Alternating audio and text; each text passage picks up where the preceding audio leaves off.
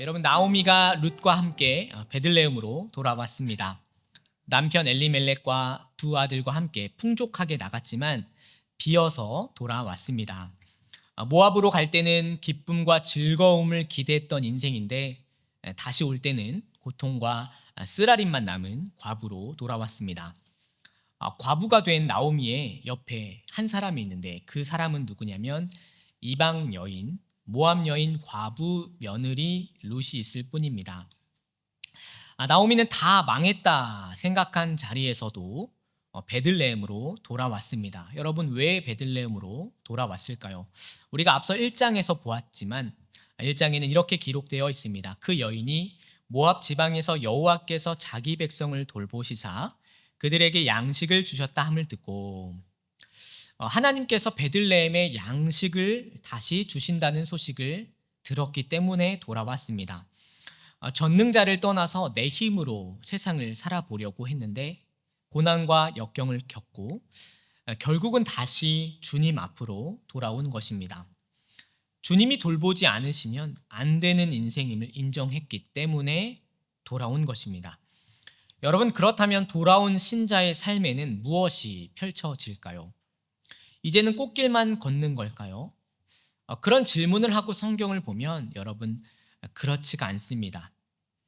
믿음으로 새로운 삶을 시작하는 게요, 그렇게 만만하지만은 않습니다. 약속과 회복의 땅 베들레헴으로 돌아온다고 이 두 사람이 마냥 꽃길을 걷지 않습니다. 오히려 이제부터 경험해야 되는 일은 배고픔, 고단함, 그리고 가난이었습니다. 당장 끼니를 해결할 수 없는 인생부터 시작하게 되는 것입니다. 그런데요, 저는 이런 본문이 참 은혜가 됩니다. 유명하지 않아도 부하지 않기 때문에 평범하다 못해서 볼품없어 보이는 두 과부의 이야기에서 우리는 평범한 일상에서 일하시는 하나님의 손길을 알게 되기 때문입니다.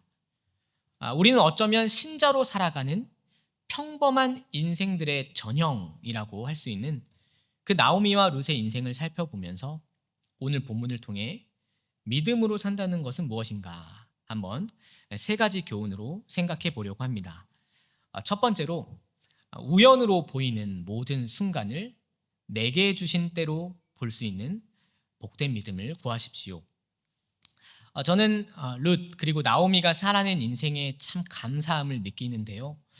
저는 실제로 성경 읽기를 통해서 참된 성도와의 교제를 경험합니다.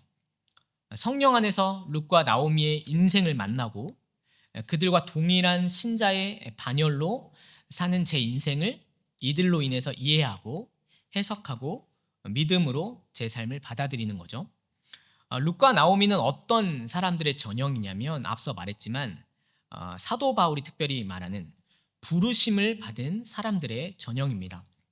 그 특징이 어떠합니까? 고린도전서 1장 26절에서 29절에는 형제들아, 너희를 부르심을 보라. 육체를 따라 지혜 있는 자가 많지 아니하며 능한 자가 많지 아니하며 문벌 좋은 자가 많지 아니하도다. 그러나 하나님께서 세상에 미련한 것들을 택하사 지혜 있는 자들을 부끄럽게 하려 하시고 세상에 약한 것들을 택하사 강한 것들을 부끄럽게 하려 하시며 하나님께서 세상에 천한 것들과 멸시받는 것들과 없는 것들을 택하사 있는 것들을 폐하려 하시나니 이는 아무 육체도 하나님 앞에 자랑하지 못하게 하려 함이라 기록되고 있습니다. 여러분, 부르심을 받은 인생, 그 부르심을 받은 인생의 모습이요, 평범하다 못해서 볼품이 없습니다.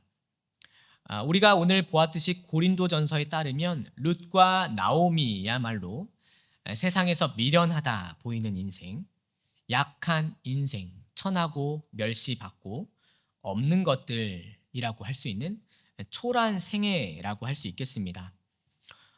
예수 믿고 신자로 살면 인생도 좀 반등하고, 예수 믿고 신자로 변화되면 상황과 환경도 좀 나아지면 좋겠는데 베들레헴에 돌아온 룻과 나오미가 해야 되는 첫 걸음이 뭐였냐면 당장 끼니를 해결하는 것이었습니다. 어머니의 백성이 나의 백성이 되고 어머니의 하나님이 나의 하나님이 되길 원한다고 고백하고 찾아온 베들레헴, 곧 베들레헴, 곧 하나님의 빵 집에서 해야 될 첫 걸음이 뭐였냐면 나가서 이삭을 주우러 다니는 것이었습니다. 생각해보면 나오미의 인생도 기구하지만 사실 룻의 인생은 더 난감하다는 생각이 듭니다.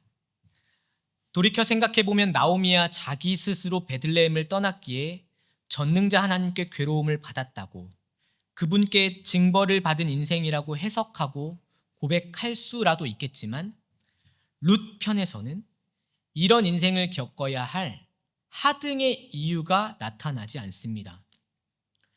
그저 혼기가 돼서 결혼했을 뿐이고 그 가운데 시아버지를 떠나보낸 후에 10년을 지내면서 남편도 잃었습니다.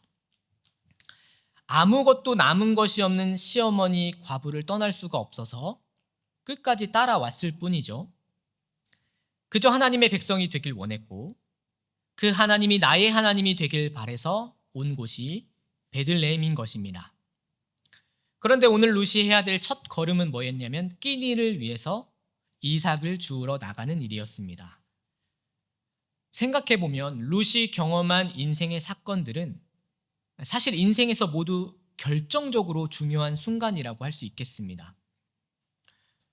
룻이 처음부터 모압 땅에 살면서 모압으로 온 외국인하고 결혼하고 싶다고 생각하지 않았을 거고 룻의 바람 속에 시아버지와 남편이 이 땅을 일찍 떠나길 바라지 않았을 것이고 자기 고향 친척 아버지 집 모압을 떠나는 걸 룻이 꿈꾸지 않았을 것입니다.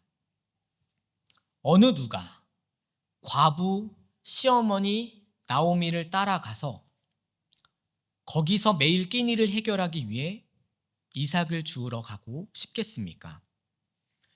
즉 정리하자면 룻의 입장에서는 그 룻의 상황 가운데 룻이 원해서 된 상황은 하나도 없다고 말을 할 수 있겠습니다. 그런데요, 우리가 룻기서를 통해서 보게 되는 룻에게 보여지는 일관성 한 가지가 있습니다. 그것은 무엇이냐면 모든 때를 자기가 살아내야 될 명백한 자신의 때라고 받아들였다는 것입니다. 우연과 우연이 만나는 순간들, 선택과 선택이 교차하는 과정들에서 인생이 만들어지고 가정이 생기고 때로는 이별과 아픔, 고난과 고통이 찾아옵니다. 아주 좋았던 시절도 있겠지만 사실 여러분 살면서 느끼겠지만 인간의 인생에서 다가오는 변화에는 아주 감당하기 어려운 시절도 있는 법이죠. 누군가는 그런 우연의 연속이 괴로움을 줄 때, 선택이 교차되는 상황이 받아들여지기 힘들 때 어느 누군가는 원망, 푸념, 좌절을 겪으면서 자기 연민에 빠질 때가 얼마나 많습니까? 그런데 룻은 무엇으로 살아갑니까? 그때에도 바로 그 사건, 바로 그 시간들에도 자신에게 주어진 그 환경이, 주어지는 바로 그곳이 바로 자신의 때인 줄 알고 묵묵히 살아가는 믿음을 보여주고 있습니다. 어쩌면 성도에게 요구되는 삶의 자세는 바로 이것이겠다라는 생각이 듭니다. 내가 왜 여기서 이삭을 주우러 다녀야 하나? 왜 나는 일찍 남편을 보내야 하나? 왜 나는 아직도 젊은데 과부 시어머니를 모시고 평생 살아야 하나를 묻는 것이 아니라 내가 여기서 살아야 할 때는 무엇일까? 나는 어떻게 이 때를 잘 살아내야 하는가를 묻고 사는 것입니다.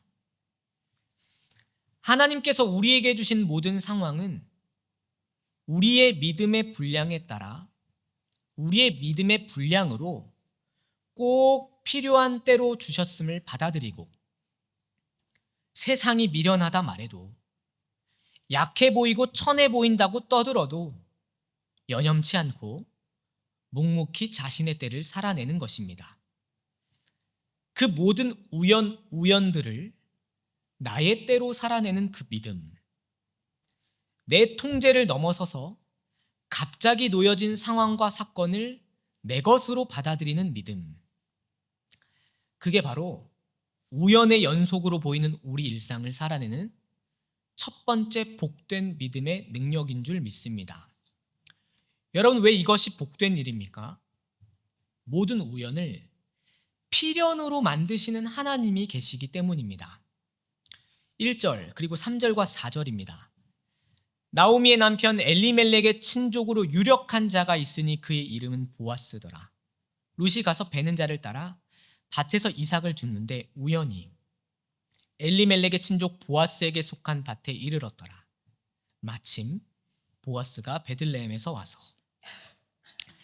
베들레헴의 유력한 자이고 엘리멜렉의 친족이라는 것은 이후 사건이 발생할 때 나오미와 룻의 기업을 물을 구속자의 역할을 할 중요한 사람이라는 걸 1절에서 이미 밝히는 것이죠. 근데 중요한 건 뭐냐면, 우리는 성경을 통해서 이 사실을 미리 알지만 룻에게는 이 모든 것이 우연으로 경험된다는 것입니다. 그런데 룻은 그 우연을 내 때로 살아낼 때, 이 상황이 내게 주신 최선이라 믿고 이삭을 주우러 나갈 때, 그 인생의 마침내를 허락하시는 하나님의 손길이 있다는 걸 알게 되는 것입니다. 여러분에게 오늘의 때, 그리고 오늘의 생애가 있다면 그 모습은 어떤 때, 어떤 생애를 살고 계십니까? 생각해보면 참 받아들이기 힘들고, 부정하고 싶은 시간, 부정하고 싶은 관계, 멀리하고 싶은 업무, 싫어하는 사람, 정말 마음 아픈 가족, 때로는 내게 없었으면 하는 질병, 아픔이 있다면 여러분, 그것은 무엇입니까? 여러분, 그것으로, 바로 그게 하나님이 필연으로 바꾸실 순간들임을 여러분 정말로 믿으십니까?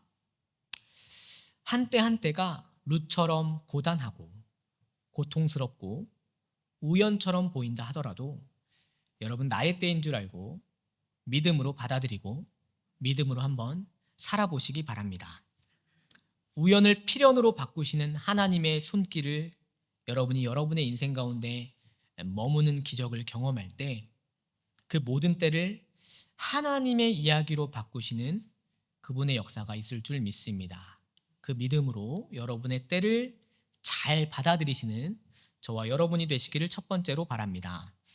두 번째로 우리는 무엇을 보냐면, 오늘 주어진 때를 부지런하고 진실하게 살아내는 복된 걸음을 걸으십시오라고 도전하고 싶습니다.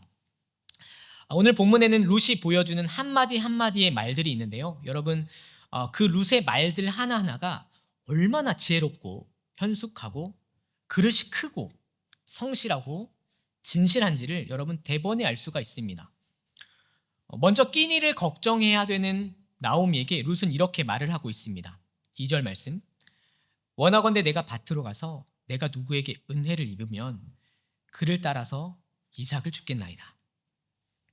룻은 오늘 끼니를 해결해 주지 못하는 시어머니의 그런 상황, 그런 조건에 대해서 시어머니를 비난하거나 또는 쉽게 자기 연민에 빠지지 않습니다. 룻은 뭘 하냐면, 룻은 자기가 할 수 있는 일을 찾아 나섭니다. 룻이 붙들고 집을 나선 근거가 있는데요. 그 유일한 근거는 뭐였냐면 바로 모세의 율법, 하나님의 말씀이었습니다. 특별히 레위기와 신명기에는 가난한 자, 거류민, 고아와 과부가 굶지 않도록 마련하신 법도가 있었는데요. 레위기 19장에는 너희가 너희 땅에 곡물을 거둘 때에 너는 반 모퉁이까지 다 거두지 말고 떨어진 이삭도 줍지 말며 너희 포도원의 열매를 다 따지 말며 너희 포도원에 떨어진 열매도 줍지 말고 가난한 자와 거류민을 위하여 버려두라. 나는 너희의 하나님 여호와이니라 라고 기록되고 있고, 신명기 24장에는 내가 밭에서 곡식을 벨 때에 그 한 무더기를 밭에 잊어버렸거든 다시 가서 가져오지 말라. 그것은 나그네와 고아와 과부를 위하여 남겨둔 것이니라. 그리하면 내 하나님 여호와께서 내 손으로 하는 모든 일에 복을 내리시리라 라고 기록되고 있습니다. 여러분, 이 말씀들은 일종의 구약시대에 마련하신 복지 제도인데요. 밭 구석에서 자라나는 곡식, 땅에 떨어진 거, 수확하다가 단으로 묻고 잊어버리고 놓고 간 거, 과일을 따고 둔 나무에 그대로 남아있는 그 열매는 그냥 그대로 두어서 가난한 사람들이 가져가도록 하신 율법입니다. 근데 여러분, 이 룻기가 펼쳐지는 시대는 어떤 시대냐면 그 배경이 사사 시대거든요. 그런데 그 사사 시대의 고아, 과부, 가난한 자, 거류민을 위해 준비한 이 율법이 얼마나 잘 시행되었을까 생각해 보면 많은 학자들은 대부분 부정적인 시각을 보내고 있습니다. 오히려 반대로 사사시대에 하나님의 징계가 반복되었던 것, 그리고 도무지 인륜적으로도 있을 수 없는 일들이 일어났던 것을 사사기를 통해서 우리가 보게 될 때 그거 남은 이삭 주어가지고 끼니를 해결하겠다는 것은 사실 큰 기대를 하기 어려운 행동일 수 있습니다. 그런데 오늘 룻은 자기가 할 수 있는 일을 찾아서 나섭니다. 모세의 율법에 기대서 자신에게 주어진 걸음을 걸어보기로 결정하는 것이죠. 지금 하는 이 일이 좋은 결과를 낼지 아니면 전혀 소득이 없을지 알 수 없지만 은혜를 입으면 이삭을 줍겠다는 믿음으로 자기의 때를 살아내는 것입니다. 우연히 찾아간 보아스의 밭에서 룻은요, 거기서 일하는 종 한 사람에게도 이렇게 부탁을 하면서 일을 하고 있습니다. 7절 말씀, 원하건대 나로 베는 자를 따라 단 사이에서 이삭을 줍게 하옵소서. 여러분, 룻의 말 한마디, 여러분 행동 하나하나를 여러분 한번 유심히 보십시오. 그녀가 얼마나 지혜로운지, 사려 깊은지, 심지어 밭에서 일하는 종 한 사람에게도 얼마나 큰 존중과 겸손을 보이는지 여러분 살펴보십시오. 그녀는 오늘 부지런할 뿐만 아니라 사려 깊고 정중하고 조심스러우며 성실하고 진실합니다. 여러분, 이 행동이 얼마나 그 종을 감동하게 했는지 보아스가 나타나서 저 여인이 누구냐고 묻자마자 이 종이 뭐라고 하냐면, 주인님, 저 여인이 정중하게 이삭을 주어도 되는지 먼저 허락을 구했고요.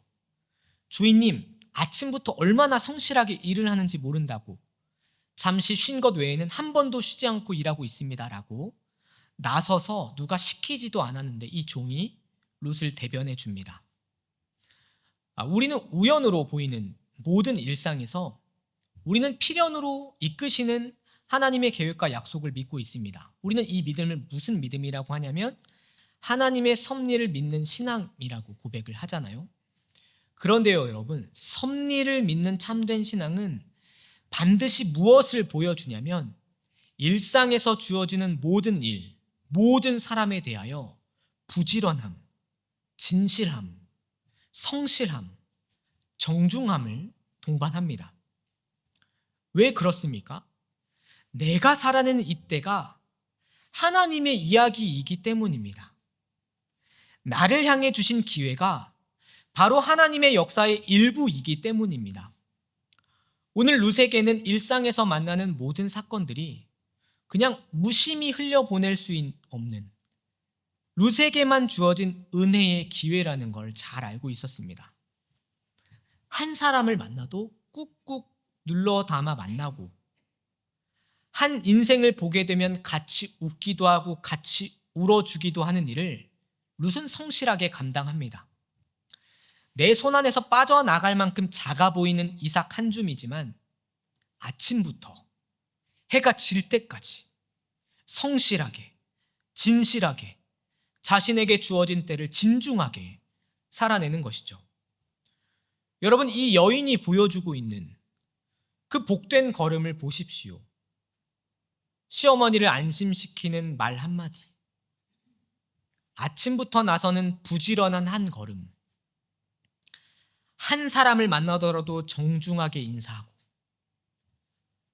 손에 담아가는 그 이삭 한 줌, 부지런히 해질 때까지 허리 숙여 양식을 모으는 그 땀 한 방울, 그 부지런한 진실함이 여러분 실제로 한 인생을 먹일 뿐만 아니라 나오미를 살리고 그 밭의 일꾼들을 밝게 하고 이후에는 한 가문을 구하고 그 마을을 복되게 하고 그게 나중에 다윗의 자손 예수 그리스도의 족보를 이어가는 걸음으로, 그 역사로, 그 이야기로 나아가는 것입니다.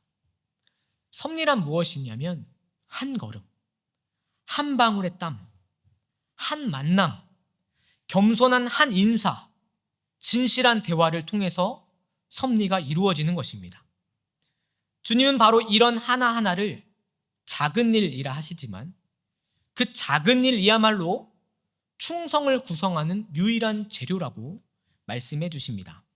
누가복음 16장 10절 말씀, 지극히 작은 것에 충성된 자는 큰 것에서 충성되고 지극히 작은 것에 불의한 자는 큰 것에도 불의하니라 라고 말씀하십니다. 1년 6개월을 보내고 나니까요, 우리 교회가 꿈꾸는 이상들이 보입니다. 그 이상들에는 세대 간의 연합, 신앙의 부흥, 영적인 각성, 다민족 선교, 그런 이상들이 막 보입니다. 그래서 막 그런 꿈을 기도 가운데 막 꾸면 막 가슴이 뛰고 당장 시행해야 될 것 같은데요. 저도 1년 6개월이 지나니까요, 뭔가 하려고 딱 마음 먹고 계획하려고 하면 주춤하는 저를 봅니다. 뭐 때문에 주춤하냐면 이분하고 저분하고 사이가 좋았던가? 이거를 보고하고 진행해야 되나 그냥 해도 되나? 예산이 있었나 없었나? 우리 교회 과거 전례가 뭐지? 누구한테 물어봐야 되지? 지금 이 새로운 걸 내가 한다고 해도 되나? 괜히 나서는 거 아닌가? 막 그런 생각이 들어가지고 이게 참 뭘 선뜻 해봐야지 일을 저질러보자 라는 생각이 잘 안 들더라고요. 뭔가 이상과 현실의 괴리를 느끼는 부목사로서 주저주저 하는 게 뭔가 내가 타락했나? 라는 생각이 들 때도 있다는 말입니다. 그런데 그런 마음이 들면 감사하게 룩과 같은 신앙의 선배들을 보면서 저는 다시 뭘 부여잡냐면 그냥 제가 할 수 있는 한 걸음, 딱 한 줌의 이삭을 주우러 나가봅니다. 진짜 주울 수 있을지, 시대가 과연 남긴 이삭이 있을지 모르겠지만 그저 내가 할 수 있는 성실함과 정중함과 부지런함으로 할 일을 해보러 나가보는 겁니다. 그렇게 청년 한 사람 찾아 만나고 설교 한 구절 하려고 잠시 기도하고 청소년 한 친구 생각하며 갑자기 가정에 연락해보고 전화 한 통 드려보고 응원과 기도 메시지 하나 갑자기 보내도 보고 영어가 잘 안 되지만 또 꾸역꾸역 조금씩 공부해보고 뭐 큰 반향을 일으키지 못할지는 몰라도 그래도 연합 예배를 꿈꾸고 저질러도 보고 모두가 아주 친밀히 다가오지 못하고 조심스러워하고 무거운 분위기가 막 보이면 정중하고 예의 바르게, 그런데 있는 힘껏 최선을 다해서 가벼운 듯 미소 짓고 한 성도 한 성도를 진심으로 정중하게 대해보는 것이죠. 이삭을 줍는 거 고작 하루 할 수 있는 분량 해내고 그렇게 하루 벌고 하루 해결하는 일이라 하더라도 오늘 딱 해야 할 그 일을 보여주시면 하나님 앞에서 그걸 성실하게 수행해 보는 것입니다. 그런데 여러분, 룻기는 무엇을 말해주고 있습니까? 하루 벌어 하루 먹는 그 일을 성실하게 정중하게 해내는 게 얼마나 중요한지 알려주십니다. 내가 할 수 있는 딱 한 걸음의 순종과 섬김이 얼마나 큰 반향을 일으키는지 보여주십니다. 여러분, 어떻게 그런 일이 있을 수 있을까요? 어떻게 그럴 수 있는 겁니까? 오늘의 한 시간, 오늘의 한순간에 하나님의 역사가 개입되기 때문입니다. 여러분이 오늘 자녀와 나누는 하루 단 3분의 대화, 아픈 교우의 이야기를 들어주는 10분의 여유, 내가 먼저 사과할 수 있는 용기 한 줌, 남편의 마음과 아내의 마음을 이해하고 응원해주는 딱 그 한마디, 우연히 보이는 그 순간에 내가 할 수 있는 최선과 그 부지런함과 정중함을 믿음으로 내디딜 때 우연을 마침내로 바꿔주시는 하나님의 이야기가 우리에게 열리기 시작하는 것입니다. 여러분, 이런 변화가, 그리고 이런 변화들이 삶의 눈에 띄는 역사로 금방 드러난다는 말을 하는 것이 아닙니다. 그러나 의미 있는 변화는 반드시 기필고 부지런하고 진실하게 살아가는 한 사람, 한 걸음, 한 줌의 역사로 의미 있는 변화가 만들어지는 것이 작은 일에 충성하길 원하시는 하나님의 의지와 뜻이라고 저는 믿습니다. 여러분, 이 사실을 굳게 믿으시고 오늘 여러분에게 주어지는 아주 작아 보이는 바로 그 순간, 그러나 반드시 해야 되는 그 일들을 진실하게 감당하심으로 이삭 하나를 줍는 일을 통해 그리스도 예수의 역사를 만들어 가시는 저와 여러분이 되시기를 두 번째로 바랍니다. 세 번째로 우리는 무엇을 보냐면 섭리의 꽃은 만남의 복이라는 사실을 여러분 믿으시기 바랍니다. 하나님은 당신의 구원 역사를 여러분 누구를 통해서 이루어 가실까요? 하나님은 어떻게 당신의 구원을 이루셨습니까? 참 성경을 볼 때마다 신기하고 놀라는 것은 하나님은요, 당신의 구원 역사를 사람들을 통해서 이루어 가시는 그 모험을 하나님은 감행하시더라고요. 주님은 스스로 자신을 드러내실 수도 있고 스스로 모든 것을 다 밝혀 보여주실 수 있음에도 불구하고 주님은 당신의 복음을 교회를 통해서 드러나시고 교사를 통해서 선포하게 하시고 전도자를 통해서 듣게 하시더라고요. 하나님께서 이 때를 살아내게 하실 때 여러분, 하나님께서 우리에게 주시는 최고의 선물은 무엇일까요? 바로 믿음으로 살아가는 인생에게 무슨 선물을 주시냐면 만남의 복을 반드시 허락하신다는 것입니다. 섭리는 여러분 무엇으로 경험하는 것이냐면 만남과 사람들을 통해서 경험한다는 걸 여러분 잘 기억하시기 바랍니다. 성경의 모든 인물들이 경험하는 섭리에는요, 반드시 뭐가 있냐면 만남의 복이 있었습니다. 그 만남에는요, 믿는 자를 붙여주시기도 하지만 많은 경우에 믿지 않는 자를 복된 만남으로 붙여주시기도 하십니다. 그런 경우들을 생각해 보겠습니다. 다니엘과 세 친구, 그들이 뜻을 정할 수 있었던 이유는 뭐냐면 환관장에게 은혜를 입게 하셨기 때문입니다. 요셉, 애굽에 팔려갔을 때 요셉은 그 주인에게 은혜를 입어 가정 총무가 되고요, 감옥에 갇혔을 때는 간수장에게 은혜를 받아 재반 사무를 처리하였습니다. 엘리야의 선지자 때에 선지자들이 다 죽게 됐을 때 하나님은 왕궁에 오바댜를 두셔서 선지자 100명을 먹이게 하셨습니다.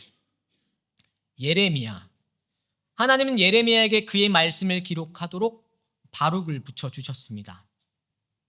바울은 어떻습니까? 누가와 디모데와 실라를 통해서 복음의 역사를 감당하게 하신 것이죠.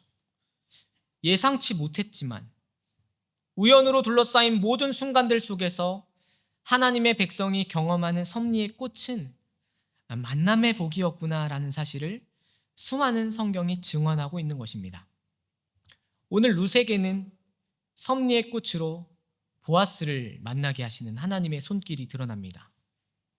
여러분, 오늘 본문을 보십시오. 룻이 보아스를 찾아가서 만났습니까? 룻이 보아스를 찾아다녔을까요? 그렇지 않습니다. 룻은 뭐 했냐면 그저 고개를 숙이고 밭에 떨어지는 이삭을 줄 뿐이었습니다. 룻이 재혼을 꿈꾸거나 가문을 살릴 남자를 물색하고 다녔습니까? 그렇지 않습니다. 룻은 그저 시어머니를 먹이고 끼니를 해결하기 위해 일용할 은혜를 구하면서 믿음으로 그저 하루하루를 살아낼 뿐이었습니다. 그런데 누가 룻을 찾아냅니까? 보아스가 찾아냅니다. 그러나 근본적으로 그 룻을 누가 찾아내시는 거냐면 하나님이 기어코 찾아내시는 것이죠. 보아스의 눈에 룻이 보이도록 하나님이 찾아내시고, 보아스의 눈에 룻이 어떤 모습과 초라함을 갖고 있다 하더라도 보아스의 눈에 가장 귀하고 복된 여인으로 보이도록 하나님이 기어코 찾아내시는 것이죠. 인생의 수많은 사건들 속에서 여러분 실제로 얼마나 기구한 일이 많이 일어나는지 모릅니다. 모세를 보십시오. 모세는 왕궁에서 40년을 살았지만 한 번의 혈기로 모든 지위를 잃고 뭐 했냐면 광야에서 양을 치면서 40년을 살아가는 인생이 있었습니다. 그런데 광야에 있는 모세를 누가 찾아내십니까?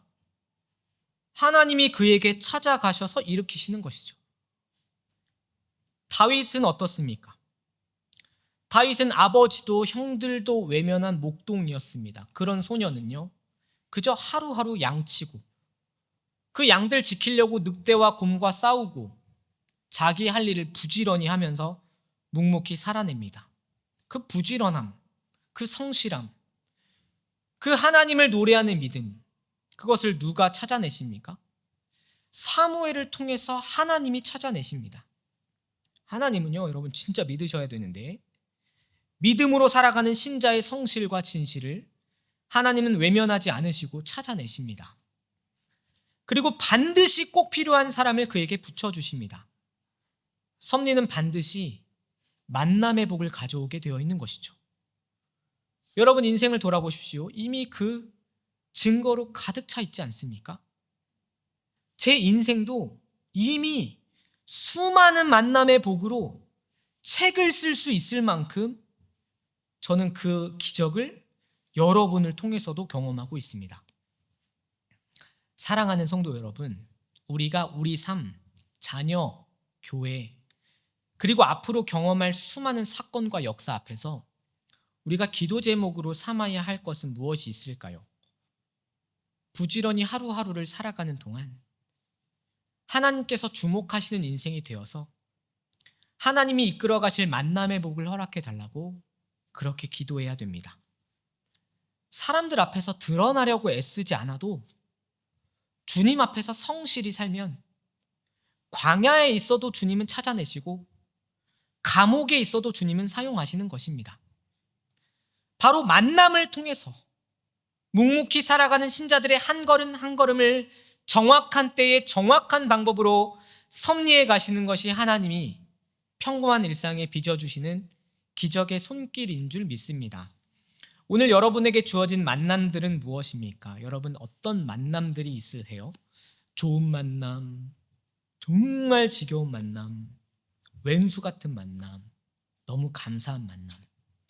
그런데 이 모든 만남들이 여러분에게 주시는 섭리의 꽃, 정말 복인 줄 여러분 믿으십니까? 만남은 인생을 바꾸어 갑니다. 우리는 그 무엇보다도 그리스도 예수를 만난 자들이기 때문에 오늘 여러분에게 주어진 모든 사건, 상황, 일상, 만남들은 우리 주님이 그분 안에서 완전한 섭리로 이끌어 주실 것이라 저는 굳게 믿습니다. 그 믿음이 오늘의 여러분을 살게 하시고 여러분의 오늘을 해석하게 하시고 사랑하게 하셔서 섭리의 복을 광야에서도 초막에서도 궁궐에서도 하늘나라로 이 땅에서 누리는 저와 여러분이 되시기를 예수님의 이름으로 축복합니다.